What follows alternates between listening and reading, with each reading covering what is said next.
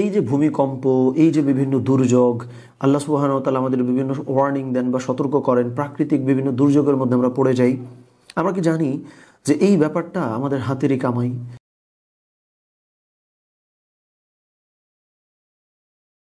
আল কোরআনে আল্লাহ সুবহানাহু ওয়া তাআলা বলেছেন যে যহারাল ফাসাদু ফিল বাররি ওয়াল বাহরি বিমা কাসাবাত আইদিন নাস, যে জলে এবং স্থলে যেই ফাসাদ বা যেই দুর্যোগ যা কিছু হচ্ছে আমরা দেখি সৃষ্টি হয়, বিমা কাসাবাত আইদিন নাস, এই বিষয়গুলো মানুষের হাতের কামাই। সুতরাং আজকে যেই অনিষ্টতা অথবা যে দুর্যোগ, যেই পরীক্ষা, যেই অসুবিধা, যা কিছুর মধ্যে আমরা পতিত হচ্ছি, যা কিছুর মধ্যে আমরা পড়ছি, আমরা হয়তো জানিই না যে এই বিষয়গুলো আমাদের হাতেরই কামাই। যেমন আজকে আমি ভূমিকম্প নিয়ে একটু স্টাডি করছিলাম বা পড়াশোনা করছিলাম যে এইখানে মানুষের আসলে কতখানি কন্ট্রোল আছে। যদিও আল্লাহ সুবহানাহু ওয়া তাআলা আমাদের যে কোনো কিছু বা যে কোনো ক্ষতি চাইলেই করতে পারেন, মানুষ আসলেই কিছু করতে পারে না। কিন্তু এই যে ভূমিকম্পের যে ব্যাপারটা, ধরেন এইটা কোন মোমেন্টে হয় বা এটা সত্যিকারের অর্থে কোনো চক্রান্ত করে কোনো দেশে এই ক্ষতিটা করা যায় কিনা, এই ধরনের জিনিসটা আমি একটু স্টাডি করছিলাম।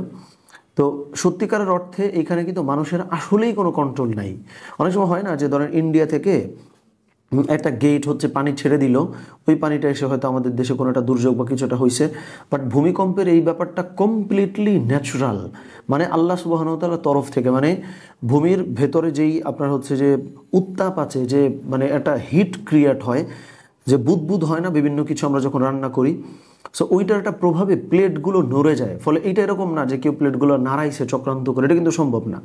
তার মানে এই পুরো ব্যাপারটা কমপ্লিটলি আল্লাহ সুবহানাহু ওয়া তাআলার মানে নিয়ন্ত্রণে। যদি আল্লাহ সুবহানাহু ওয়া তাআলা চান আমাদেরকে বাঁচাইতে, আমরা বাঁচতে পারবো। এছাড়া সত্যিকারের অর্থে কিন্তু কোনো উপায় নাই। এটা অনেকটা বৃষ্টির মতো, যে বৃষ্টি আপনি কিন্তু কোনো কন্ট্রোল করতে পারবেন না, কিন্তু ছাতা কিনে আপনি হয়তো বৃষ্টিটা থেকে ভিজবেন না, এইটা পারবেন। সো তার মানে হইল ভূমিকম্প আপনি কন্ট্রোল করতে পারবেন না, এটা হবেই। কিন্তু আপনি কি করতে পারেন, আপনার যে ভবন আছে সেটা নির্মাণের ক্ষেত্রে প্রিকশনারি মেজার্স অবলম্বন করতে পারেন, যেন ওইটা থেকে আপনি কিছুটা নিরাপত্তার ভেতরে থাকতে পারেন।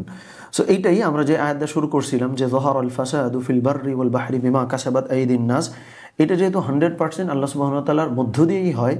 সো আমরা আল্লাহ সুবহানাহু ওয়া তাআলাকে যেন অসন্তুষ্ট না করি, তাহলে জলে স্থলের যে কোনো দুর্যোগের মধ্যে আমরা কিন্তু পড়ে যাব। আল্লাহ আমাদেরকে হেফাজত করেন, আমিন। আসসালামু আলাইকুম ওয়া রাহমাতুল্লাহ।